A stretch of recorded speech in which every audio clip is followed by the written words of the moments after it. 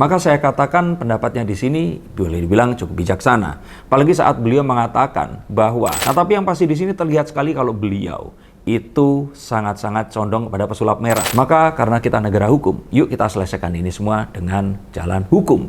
Karena dengan kita semua sekarang ini ribut seperti ini,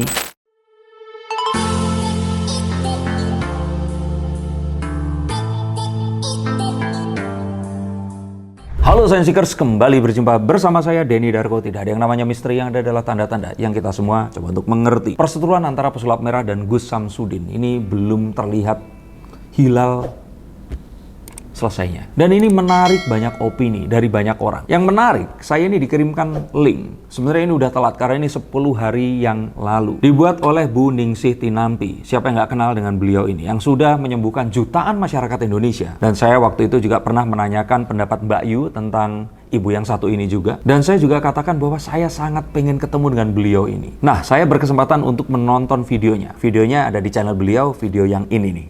Nah, udah 1,6 juta penonton. Walaupun di sini tidak disebut, Marcelnya pun ini salah. Jadi kayaknya Marcelnya Marcel ucapan pakai S. Tapi yang menarik di sini sebenarnya kalau kalian mau menonton, ada logika-logika yang entah kenapa saya sepertinya setuju dengan logika beliau ini. Dan logika ini menyangkut tentang perseteruan antara pesulap merah dan Gus Samsudin. Dan apakah kalian setuju tentang apa yang dilakukan oleh Bu Ningsih atau tidak? Ada baiknya kalian nonton deh, karena ini adalah sesuatu yang sangat menarik. Apakah itu? Yuk kita akan lihat. Menggunakan kartu-kartu saya untuk mengupas logika Bu Ningsih Tinampi tentang kasus yang terjadi saat ini. Bu Ningsih,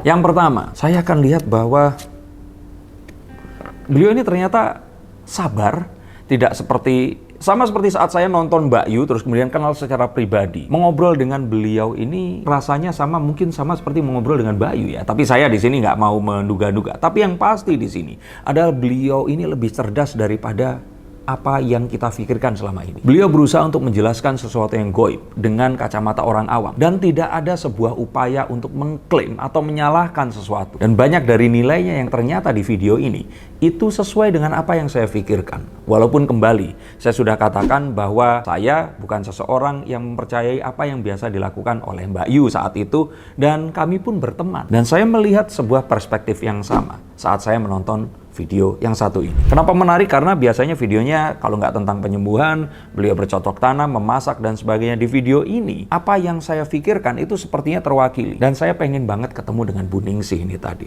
Pripun Bu, panjenengan kerso? Sesuatu yang menarik di sini adalah saat beliau ini mengatakan bahwa orang boleh berkomentar apapun juga, tetapi dia mengatakan bahwa tujuan kita ini sebenarnya kan untuk kehidupan atau menghidupkan sesuatu.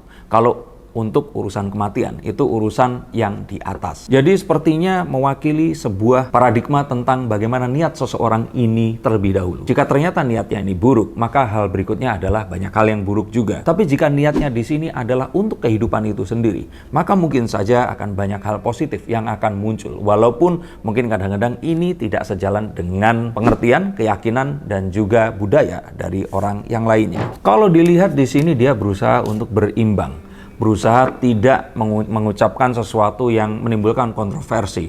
Diulang-ulang oleh beliau di sini tidak ingin mencampuri urusan orang lain. Walaupun itu sifatnya kalau buat saya fleksibel ya, atau bisa diartikan dengan banyak faktor. Nah, tapi yang pasti di sini terlihat sekali kalau beliau itu sangat-sangat condong kepada pesulap merah. Yang walaupun kalau bertemu saya nggak tahu nih, apakah Bu Ningsih ini adalah seseorang yang akan berseberangan atau sebenarnya adalah sama. Tetapi untuk saya yang tidak berusaha untuk secara serta-merta mengatakan mana yang benar dan mana yang salah, dan berusaha untuk mengetahui pola pikir dan pola pandang seseorang dari apa yang diyakininya dan mencari apapun yang akan bisa menjadi jalan tengah di antara kedua hal itu tadi. Maka saya katakan pendapatnya di sini boleh dibilang cukup bijaksana. Apalagi saat beliau mengatakan bahwa ya dia mendoakan apa yang tutup ini segera dibuka kembali. Karena jika ternyata banyak orang yang cocok berobat di sana, tentu saja akan sangat disayangkan jika ternyata banyak orang yang ingin pergi ke sana terus kemudian tidak bisa berobat. Walaupun untuk yang satu ini saya tidak setuju 100%. Dan ini sesuatu yang patut untuk dibicarakan. Mengapa? Nanti saya akan bicarakan di akhir dari konten ini. Tapi sesuatu yang membuat saya geleng-geleng kepala, membuat saya ini kagum kepada Bu Ningsih Tinampi ini. Dan membuat saya ini pengen ketemu dengan beliau. Kalau beliau ini boleh atau memperbolehkan, adalah saat beliau mengatakan ojo kesaktinen. Itu bahasa Jawa. Artinya apa? Jangan terlalu sakti. Beliau ini mengatakan bahwa seumur-umur dia mengobati jutaan orang, belum pernah dia itu melihat ada seseorang yang muncul benda-benda keras dari dalam tubuhnya. Muncul paku, gerinda, dia bilang sendok dan sebagainya. Dan penarikan benda pusaka. Beliau mengatakan ini dengan humble bahwa dia tidak memiliki ilmunya. Tetapi bagaimana mungkin jutaan orang yang berobat? Ini harusnya kan ada jika memang ternyata fenomena itu benar adanya. Maka saya katakan bahwa apa yang dikatakan, ya ini masuk akal. Dan saya sebagai seorang praktisi seni sulap yang dulu juga sangat dekat dengan dunia perdukunan. For your info, saya lahir di Tulungagung dan ada sebuah daerah yang bernama Wajak. Coba wong Tulungagung yang di sini komentar, itu adalah daerah yang sangat erat dengan kesaktian. Maka logika berpikir ya, ini jutaan orang tidak ada seperti itu, berarti apa dong sebenarnya? Di sini saya simpulkan, ini kesimpulan saya loh ya, bahwa Buningsih itu mempercayai sebuah pakem di mana sesuatu yang goib ini tidak bisa dijadikan nyata. Bukan dalam urusan sains ya. Yang kalau di kimiawi itu ya mengkristal, mengembun juga masuk, tapi itu cair ya. Tapi maksudnya itu nggak mungkin sesuatu yang nggak ada, ini terus menjadi ada, menjadi termateri seperti itu. Dan dia mengatakan dengan lucunya, jika hal tersebut memang benar adanya, maka dia berharap hal itu jadinya bukan kayak keris tua, jenglot, dan sebagainya. Tapi harapannya itu menjadi emas, berlian, intan yang memiliki nilai ekonomis dan bisa dijual. Begitu kata beliau. Nah, dari titik ini saya mendapatkan kecerdasan yang di atas rata-rata dari seorang Buningsih Tinampi ini tadi. Dan membuat saya semakin pengen ketemu dan ngobrol bersamanya. Apalagi sejak saya kehilangan sosok Mbak Yu, yang menjadi sparring partner saya berpikir tentang sesuatu yang sifatnya itu perdukunan atau supranatural dan sesuatu yang sifatnya itu logika menggunakan sulap dan seni pertunjukan. Bahkan dengan berkelakar juga, beliau ini mengatakan sesuatu yang dianggap bisa mentransfer penyakit ke buah kelapa atau kambing seperti itu sesuatu yang juga tidak mungkin untuk dilakukan. Dan beliau mengatakan jika hal tersebut bisa dilakukan, maka sebenarnya dia akan bisa mengatasi sesuatu hal yang selama ini terjadi di masyarakat, kemiskinan, dengan cara mentransfer uang tanpa diketahui oleh pemilik yang sebelumnya. Paling tidak itu yang saya dapatkan. Membuat saya juga menahan tertawa tentang bagaimana logika sederhana ini membuka pola pikir kita dan membuat kita juga bertanya-tanya tentang apa yang sebenarnya terjadi di depan kita ini tadi. Dan kita akan tahu dari kasus ini ternyata ada banyak sekali perbedaan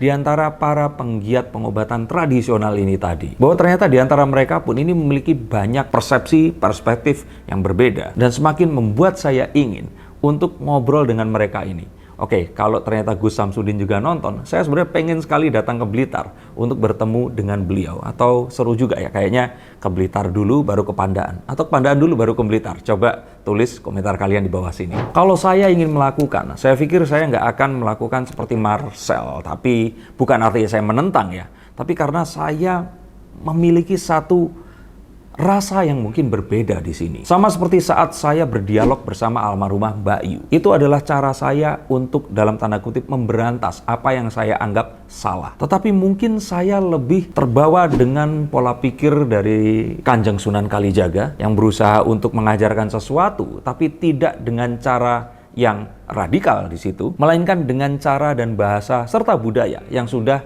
orang-orang ini tadi biasa lakukan. Kembali, saya tidak mengatakan bahwa apa yang dilakukan oleh Marcel ini salah. Tetapi tentu saja wajar dan juga bisa diterima dong jika ternyata seseorang memiliki pola pikir, pola pandang, dan juga cara sendiri untuk melakukan apa yang dia yakini. Ada sebuah kelakar yang dikatakan bahwa ya kalau nggak seperti itu namanya nggak Marcel Radival karena gerakannya jadi radival seperti itu. Mengapa saya katakan hal itu tadi? Karena ini adalah sebuah budaya bangsa dari dulu hingga sekarang. Diturunkan dan akan terus muncul sampai kita beranak pinak. Saya katakan bahwa apa yang kita lakukan saat ini mungkin hanya akan tinggal di YouTube ini. Saya akan menjadi tua dan terus kemudian akan mati. Dan saat itu terjadi, perdukunan saya yakin pasti masih akan tetap ada. Dan mungkin saya berpikir bahwa ada baiknya hal ini coba untuk diregulasi atau ditertibkan. Saya tidak mengatakan harus ada Kementerian Perdukunan, tapi adanya sebuah upaya yang dilakukan oleh pemerintah. Seperti kemarin yang memunculkan sebuah undang-undang tentang